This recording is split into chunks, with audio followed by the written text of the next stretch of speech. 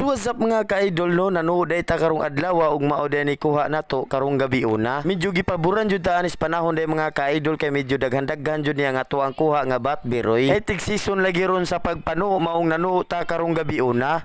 Ug dili ra di ay batbiroy ang ato ang nakuha sa pagpano karong gabi una. Napuday tay nakuha aring kinason sa maanang saang, pusik, ganggang ug dago nga tandok-tandok. Unya naapuday tay nakuha diring mga lambay ug mga klase-klaseng isda.